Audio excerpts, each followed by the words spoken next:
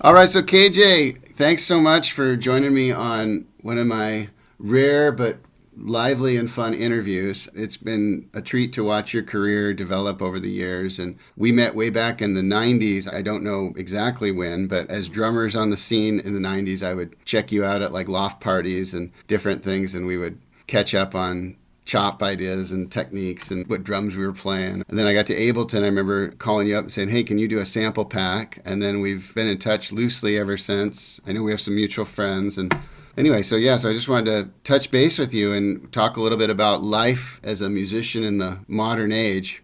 And thanks for being on my program. Absolutely, Dave. It's a pleasure being here. It's always good to see your face, Oh, see an thanks, email man. from you, see any sort of contact, wherever it comes from you makes my day. Awesome. Oh, cool, man.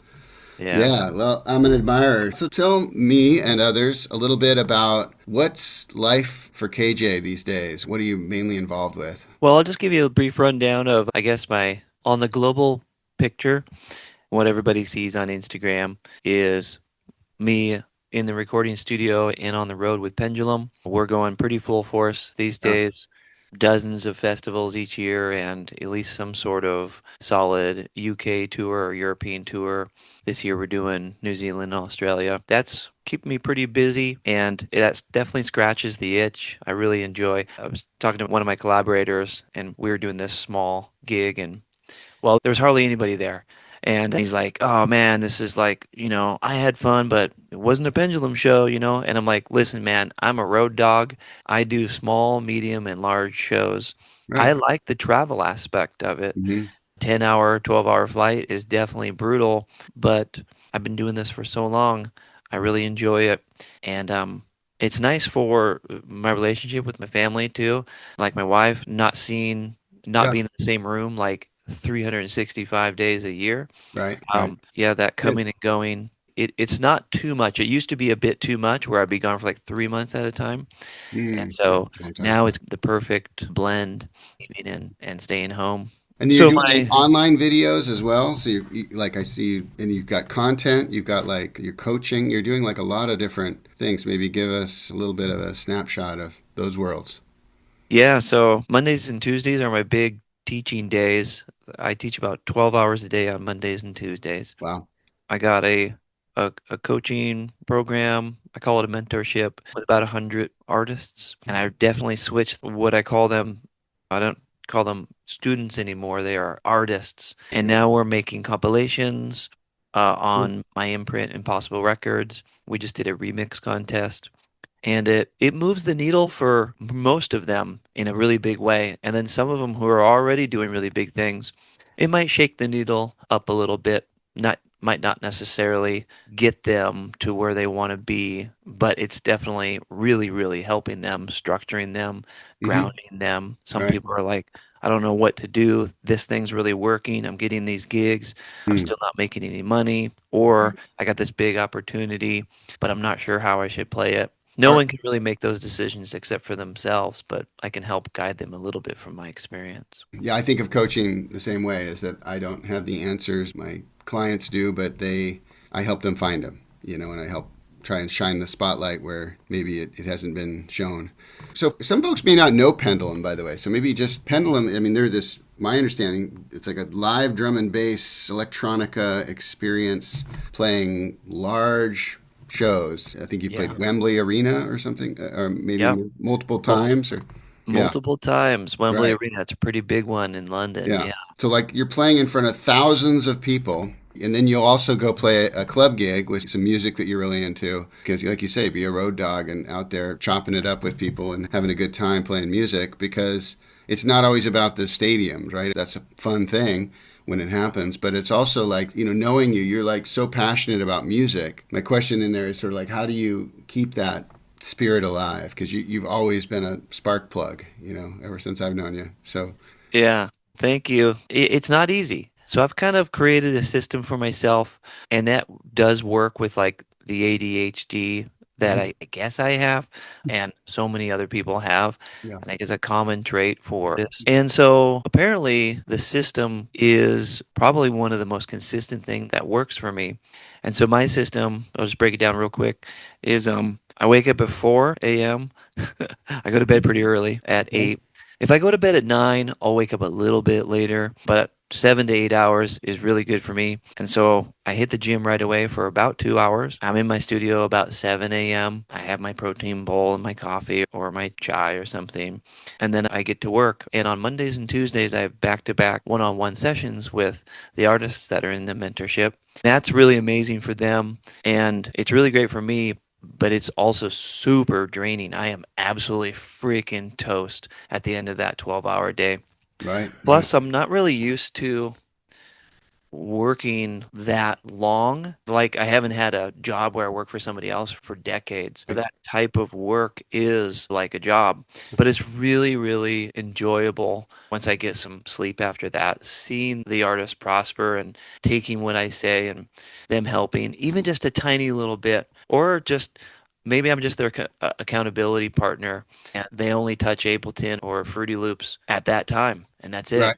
Okay. And at least it keeps them on track a little bit. So these are not just drummers; they're also music producers. They're other sorts of musicians. How's the audience?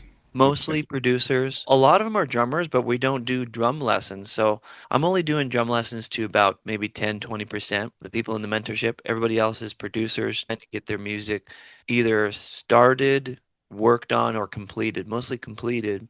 And then they're trying to get it released. And so a lot of it is diving into Ableton, helping them structure an arrangement, bass lines, drums, and stuff. But there's a really good percentage, I'd say about 40% of everybody makes killer music. Like they don't need any extra lessons or tutorials to try to make a killer record, except finishing it and having the confidence in themselves to put it out. That's still a really big hurdle. Same for me. I think it's for everybody. Yeah, the most Yeah. person or the person who makes the most beautiful music does not think that their own music or their face is as beautiful as other people think it is so much of the time. So And agree with you, brother. that's, yeah, Yeah, I mean, I wrote right. a book on self doubt, right? And so my whole thing is I was at the NAM show the week before last, doing a talk on creative confidence, and it's Wow. a couple hundred people there, and it's like great every time because you have someone will say something like, "Well, my self doubt voice says I should keep working on it. I'm just not good enough yet," and then I'll say, "Okay, who else has that voice?" And 70% of people raise their hands, and then someone else will talk about perfectionism, or someone will talk about imposter syndrome. Whatever your flavor is of the week, these voices we hear, like, are they just trying to help us, But it's saying, yeah, it's a good idea to edit your track before you finish it or master it or whatever. But then there's this, point of diminishing returns where it's like, okay, self doubt is no longer helping. Self doubt is actually making me afraid to be an artist or afraid to be bold or stand out because it is like a move that's sort of weird for, we're pack animals. And all of a sudden when you say, hey, look at me, I've got this thing I'm saying, it's like, wait a minute, that's a new thing for us. And our self doubt just goes crazy. So, how do you help people finish more music? Because I certainly. I have my own collection of mantras and things to help me, but I also still have days where I'm like, oh man, I don't know how would I get this thing done. How do you coach people around finishing more music when you hear these great tracks? Yeah. Thanks for that though. Man, I wish I caught your talk there. Oh yeah, That sounds great. yeah, yeah. I'll send you a video of it. You can Please. skim it. Yeah. Yeah, okay. Yeah. I need to read your book too. Yeah, I it's need to it's order it. I need to get it's it. available, and the audiobook's free on my site. So at this point, I'm just like giving it away to help you. And I That could have be in the show. put the show notes. Yeah, definitely. Yeah. So every person is a little different. Some people are very sensitive to talking about their self-doubts, and other people are like, "Let me have it, KJ. Just Yeah. tell it to me straight." And so each person requires a slightly different answer. But Mhm. how it works for me is the system. And I'm no freaking saint. I break the system all the time. The reason why I work out in the morning is to help me keep on track with the system. I don't just go into my studio and say, I know exactly what to do today. I'm going to crush it. Like, no, it's not easy for me either. Mhm. I do end up getting certain amount of things done, but I really do have a massive freaking chest full of stuff that is not completed that needs to get done, that is ticking at my head all the time, Hmm. sometimes keeps me up at night. And it's not like end of the world stuff Yeah. by any means, but maybe it's just that one song that I'm like, man, I got to get back to that song, but I haven't. Or getting the art done. The biggest thing for me is artwork. It's my nemesis right now. We had an amazing art director for a really long time, and now I'm trying to get that going again. And that's pretty easy for people, for a lot of people to conquer that little task. It's the music that's hard. Something about it, like I've worked with all kinds of different people, I still haven't found that one person. I really would just want to find one person to kind of do everything. So you're looking for a killer art director for your brand and I your am, yeah. okay. A I call that unicorn. out in the universe. Yeah. Yeah, there's a lot of people who would be like, "Yes, I can do all kinds of things," and I'm like, Yeah, it's a same things. chemistry thing though, right? I mean, it's finding someone Yeah, that you feel a chemistry and you appreciate their aesthetic. yeah. Mm. So I tell people, let's create your system. If you don't have a system, let's find your system. And it's not going to be roses every time you jump into the studio. And it's a muscle that you have to strengthen. It truly is. It's almost like going to the gym. And how I break it down is I break up a song into sections. And so there's the beats, the bass line, the melodies, harmony is included in that. There's the arrangement. There's mixing throughout the whole process. Of course, there's the final mix down and mastering, and then the lead lines, which is the melody. If you break it down into those sections, I call this timer beats. So I got this formula from Ill Gates years Okay. ago, and he's been teaching people for and has his producer dojo. He's had that for a really, really long time. Right. He was a huge inspiration on why I have my mentorship. Okay. Mr. Bill too, Yeah. Uh-huh. Yeah, both those and guys are great. he talked about timer beats years ago, and I still teach it today. Okay. And it's you take each one of those section beats, bass line, lead, chords, arrangement, and then mix and master. And that's six for 60 minutes, so 10 minutes per segment. Okay. And you set a timer or like an hourglass timer or something like that. And you Right. only have 10 minutes to make the beats. That's it. But then a lot of people are like, they make a beat and they're like, cool, I got the beat. It's like, well, what about the intro beat? What about the breakdown beat? What about the Mhm. outro beat? There's Mhm. more beats. What about fills? There's more things that you can do than just a loop. And then so I get people thinking about that. It's not just a bass line. What happens when the bass line stops on the breakdown? Are you going to hold one note? Are you going to create a little tension and then it stops? Or is it just going to be a loop that just cuts right off? And a Mhm. lot of songs out there on the radio are almost like just loops. There's hardly any fills or anything, but it works. It's freaking magic. Mhm. So Mhm. Mhm. I try to Mhm. put in some rules and guidelines, Right. and then once you make a freaking smasher or a banger, then you got it. Then you can take and throw all those rules out the window. But it's nice to have a little bit of rules and some walls or Yeah. confinement I around what think you're doing.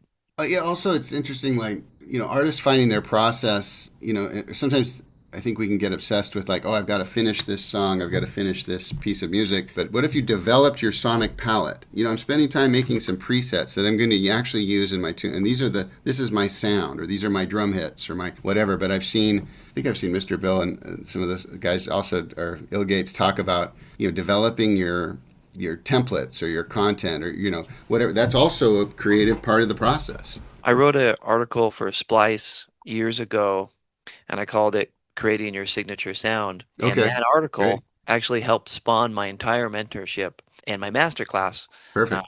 and creating your own signature sound is exactly that. Creating a bunch of presets for yourself or going into one of your favorite synths and at least saving the presets that you like. Yeah, yeah, That's totally fine too. right. It Hmm. doesn't have to be created from you. A lot of people, a lot of producers are like, man, if I don't create it myself, then I don't want you to use a preset, and then they get stuck right there. So it's Hmm. finding out the different individual sticking points or stuck points for each artist. Each artist is different. For me, sometimes I'll just play the track and play it again. And for almost an hour, all I'm doing is listening to the demo. And I'm like, I can't figure out what I should do next. I know it's not done. I know the bass line kind of sucks right now, but sometimes I'm like stuck in that moment where I'm like not sure what to do. So this system helps you get out of that. It's like, okay, do you have the main hook of the bass line? Yes. Do you like the sound? So like a bass line, it's not just the line, it's how it sounds. Yeah, And that's it. really. It's the notes and then how it sounds like with electronic music. And a lot of times, like I'm like, okay, yeah, the notes sound good. I like that. Let me Hmm. go in and dial the sound. And a lot of people can't figure out synthesis. They're like, I don't even know what freaking knob to, should I adjust the attack time or should I add another oscillator? I'm not sure. Right. I'm like, well, just go grab a bunch of other patches that you know sound cool, copy the MIDI, and see what your notes sound like now. See Right. what Yeah. your hook sounds like. So that's all through the timer beat Love it. formula Love to it. finish songs. Hmm. Hmm. And that's really helped me because I was at so many stuck points. I thought I was not a good producer. Right. Like Right. one day I could make a bass line, and then the next day it's like I couldn't even remember what the hell anything is. Like an oscillator. What's an oscillator? I don't know. I'm sitting here with like 2 decades of music under my belt. I remember specifically producing with the Ill Gates one time working on our tune, and I was in one of these stuck moments where I didn't have my system. And he's like, "Come on, KJ, it's like you forgot how to produce." And when he said that, he wasn't trying to be mean because he's very just logical. Yeah. And it was true. Like I Mm. didn't have a systematic approach, and I literally didn't know what to do at that Mm. point. So where does this system live? Does it live in your mind, or do you have like a flow chart, or do you have like is it written out, or how does that? We can put it in the show notes. This is something you Yeah, share? You yeah, freely share? definitely. But Okay, this great. is the timer beat formula. Hmm. And like I said, if you want to start from scratch on a beat, you're like, I don't have much ideas. That's the thing. A lot of people kind of wait for the muse to come. They wait for some inspiration. They wait like they're in the car and all of a sudden a melody hits and they're like, oh, I got something. And they use their phone to record it or something like that. Yeah, voice memo. That's really important. Right. Yeah. But if you want to be a professional musician in some regard, whether it just be finishing a few tracks a year, still having your job, Hmm. or be on big stages, you got to have some sort of system and you can't just wait for the muse. There's a lot of like documentaries and stuff with really big artists who talked about that where they did wait for the muse to come, but those are like really special, one in a million freaking artists Mm-hmm. Hmm. um, Yeah. who might Right. say things like that. Right. And Yeah. In 2026, it's sort of like I'm not sure that that's as yeah, relevant. You know. when Snoop Dogg says how he freaking makes a beat, and he's like, "Man, we're gonna make hits today," he's all excited, and then he goes, "I'm off Spotify, F Spotify." That's really cool and entertaining and inspiring to watch Snoop Dogg do that. But man, it does not have any freaking relationship to an artist trying to build their career Yeah. today. Right. Not Yeah. whatsoever. Yeah. The Spotify thing is interesting. Like, I saw on Facebook you made a cool post that I agreed with, where it's like, because I feel conflicted as like a person in the world. I look at sometimes any of these big companies, frankly, with million and billionaire owners, and I go, I don't want to do business with these people. I don't want to promote their stuff. This is horrible. And then yet I'm also like, well, people ask where can they hear my music, and I have a Bandcamp page, but not everyone's going to go there. And this idea that for $10 a month you can have every song that's been recorded for the most part is not going away anytime soon. So what's your take on why you work with Spotify? I thought it was a refreshing take when I heard it. Yeah. It's the dance with the devil, is Yeah. really what it is. Right. You Yeah. can't not have it if you want to be an artist today and share your songs. Just like you said, Yeah. where can I hear your music? And you're like, Bandcamp. And they're like, I have no idea what that is. Yeah. Yeah. Someday I hope more people know, but because Bandcamp is pretty cool, although they've been purchased too, so who knows what happens eventually there. But Yeah, I think the Dance with the Devil, right? It worked for Robert Johnson, right? The old blues legend. So maybe it exactly. works for us. But this thing of I mean, I remember getting airplay in the '90s and thinking, oh great, we're doing something. But it was just we didn't make any money off being played on KISW in Seattle. But we sure got people to the shows and people knew about us. And so Yeah. yeah, I'm not trying to make excuses for the ill behavior of any of these tech execs, but I would say that I don't know what the alternative is fully. And I think that you're a guy out there building a career and you're traveling and touring and scraping it together. And these are tools that we need to broadcast ourselves out in the world. Yeah, I feel like the same thing with Instagram. It's the dance with the devil. I can't Totally. freaking stand Instagram. I Right. need to be on it though. Yeah. Uh, it's Yeah. the number one platform that people see my stuff. Do you systematize that process as well? Do you have a system for, yeah, getting stuff out on the Instagrams and the YouTubes of the world? So I've had like every Tuesday and Thursday, I would upload a production video. I did a YouTube drum cover sprint where for 90 days, I put out a drum cover every single day. Wow. That was insane. Yeah. You're so prolific, man. It's incredible. It's awesome. So the Good. thing about these sprints is now I have hundreds of videos on YouTube, full length videos, like 2 to 5 minute full songs. And now I go back in there and cherry pick. I have like a Dropbox. So my system now is I'll go into past videos that I've already recorded that are already on the internet. I'll put one on my phone and I'll make short form content from it, the highlighted part where I'm going crazy on the drums, upload that. I try to do that multiple times a week, and I try to delete the video because they're big. But my system now is post as absolutely as much as I possibly can. I have it in me to post 10 times in one day, then I do it. Takes a decent amount of time. And then some days I can't be effed with Instagram. I'm constantly deleting the app on my phone Okay. because it's so hard not to scroll. It's all that's the devil part. Yeah. I use this Um, app called Be Present, and they've sort of gamified it a little bit where so I can only be on Instagram for 7 minutes. And then it shuts it down. And I can only do it 3 times a day for 7. Because I asked myself, how much time do I want to give these mofos? You know, like, all right, I don't want to give them an hour a day. So, okay, 21 minutes for Facebook and 21 minutes for Instagram. And I honestly, it's made me like, so what I tend to do is do more on the desktop.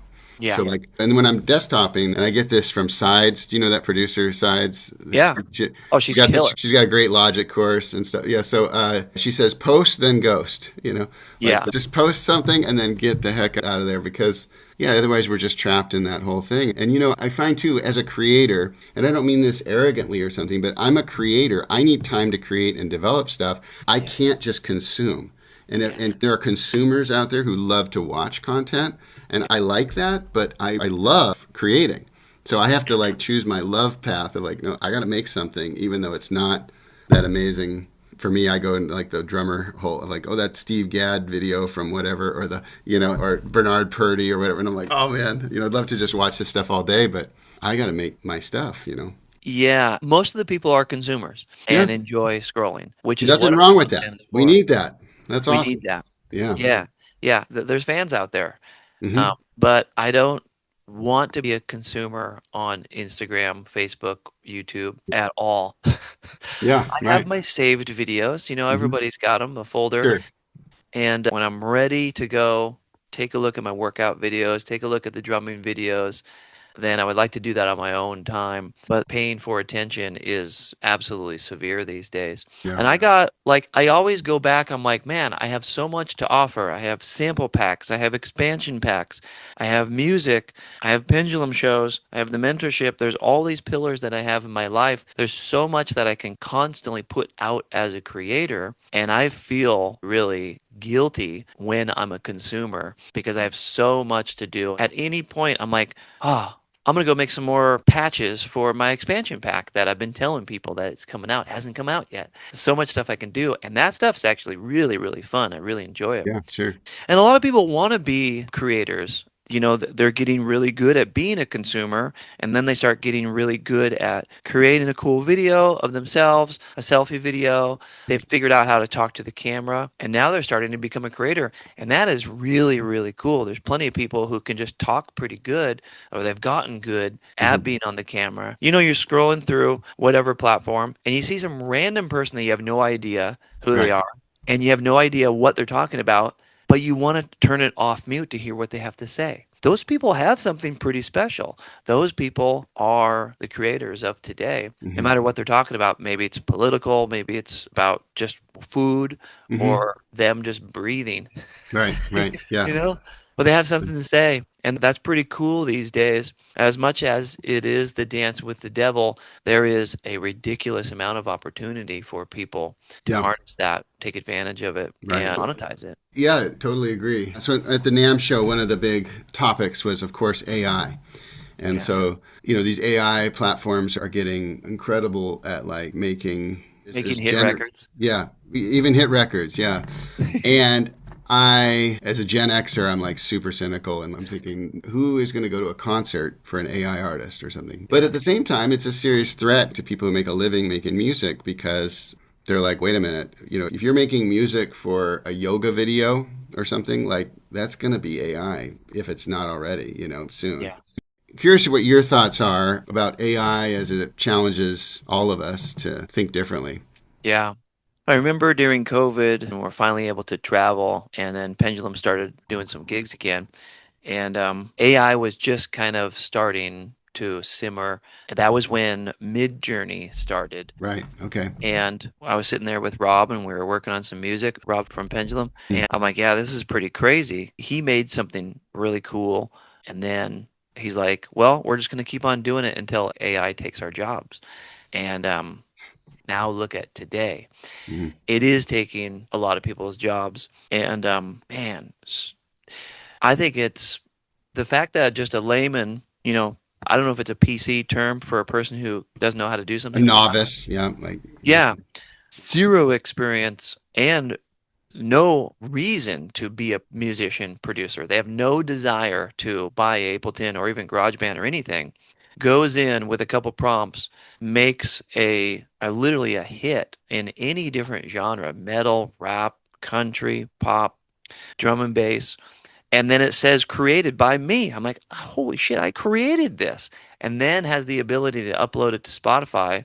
And then yeah. as an artist, it's so it's like the end of the world. That's how I feel as an artist. I'm like, should I switch career paths? Like Right. what should I really do? I think we've And all had that thought in our head, yeah. but I've also had other Yeah. thoughts. Yeah. There's a lot of buts. So when Suno first came out, I started exploring with it, and I'm like, wow, this is helping me write music. And now it's just like it just writes music for you. And I was like, this is a writing partner as opposed to like AI with Isotope and stuff trying to make our mix better. It's the complete reversal. Now, people who have a hard time trying to figure out ideas for writing a tune, now that's solved. I was like, okay, well, if you take a look at Ed Sheeran and all these huge artists that are in a room with 20 other writers, because that's what happens so often, what are they doing? They are all pooling together to try to come up with the very, very best melody, best lyrics, best beat, best everything to create that next hit. So would these people be using Suno and other tools to do that? And then I'm like, why wouldn't they? Because that's the core objective is to make the very best song you possibly can, especially like in pop music. Right, for pop music, yeah, especially. Yeah. And then I'm like, but what do the songwriters think of this? They must hate it because that's their jobs. Because there's so many behind the scenes songwriters in LA. I've worked with so many of them. They Sure. don't want to be the artist. They don't want to be on stage. They're perfectly happy being a co-songwriter or a songwriter for dozens, if not hundreds of artists, and that's how they make their living. They got gold records on their walls. They're Sure. not the artists, though. They're Hmm. songwriters. That's brutal. And I'm not sure where that industry, which is the core foundation of music, I don't know really what's going to happen with that.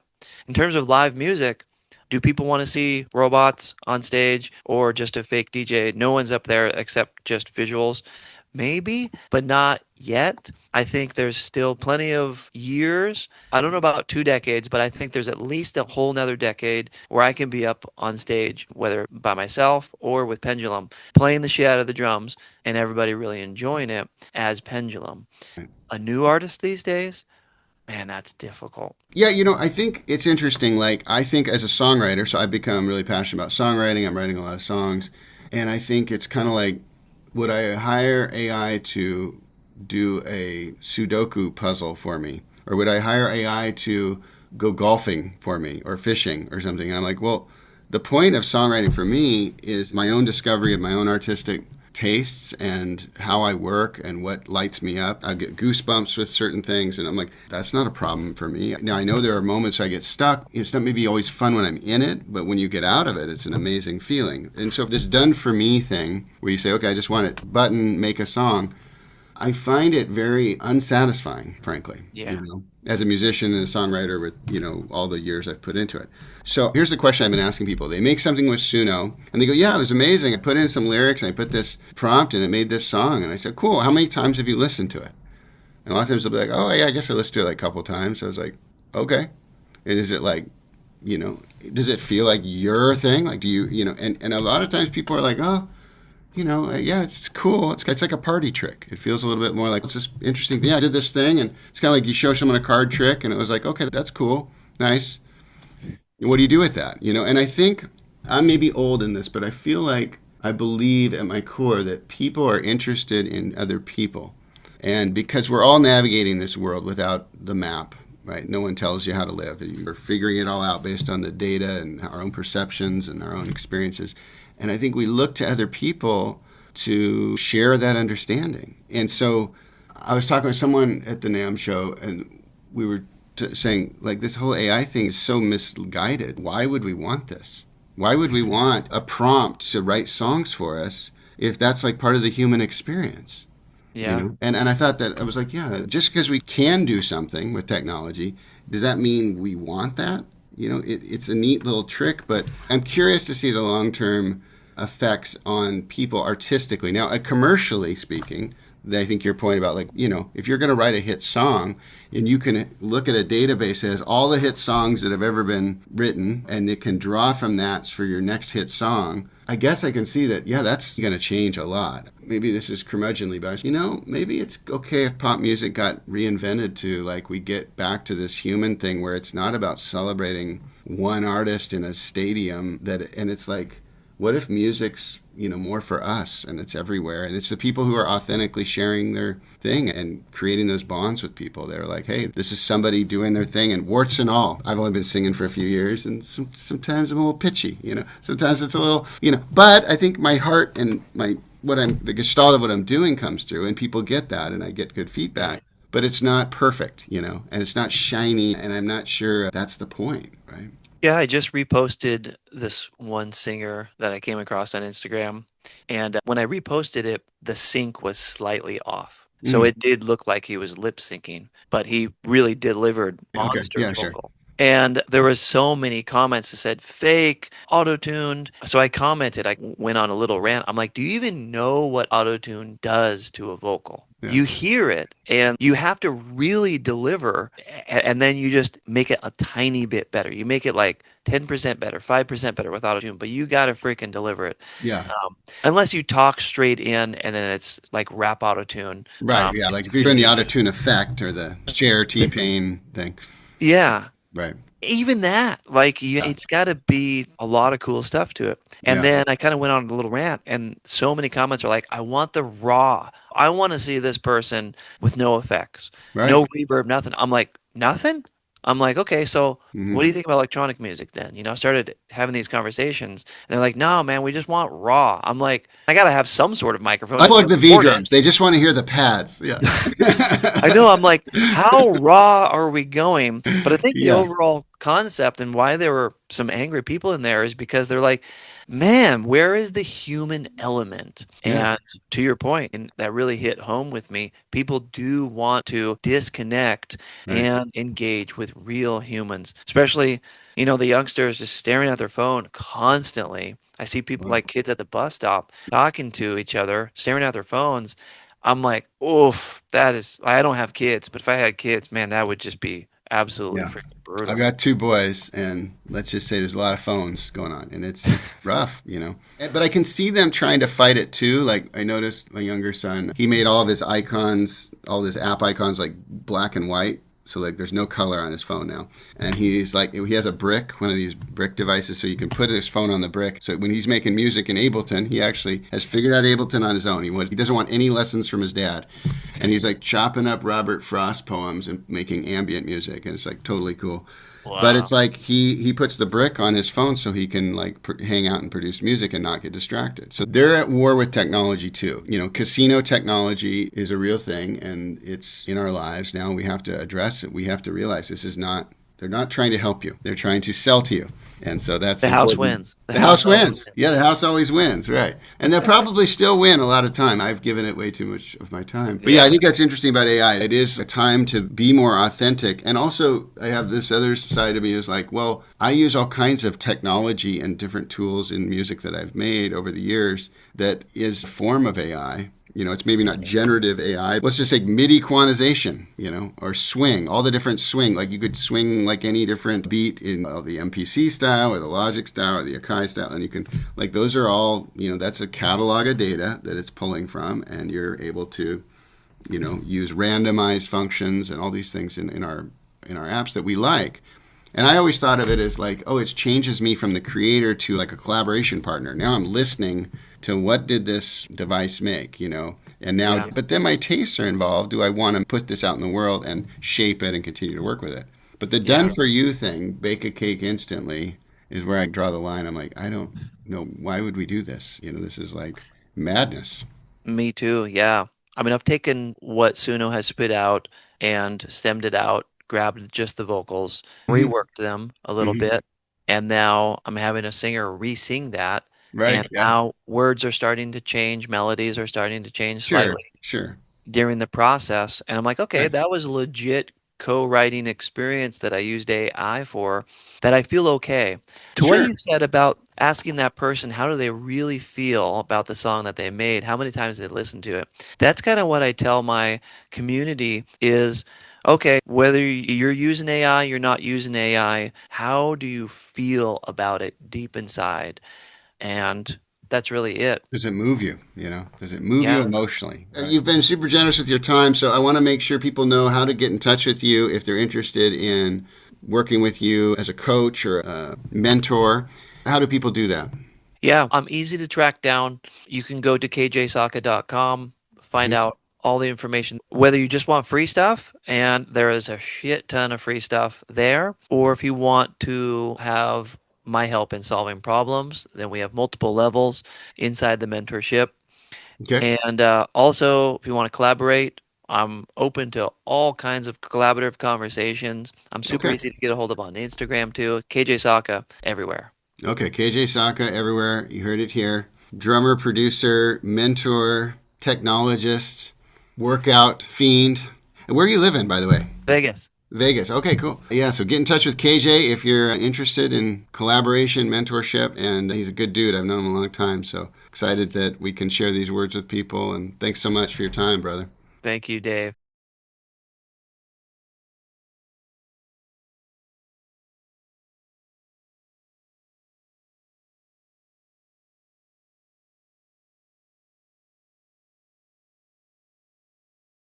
I've got Bruce with me.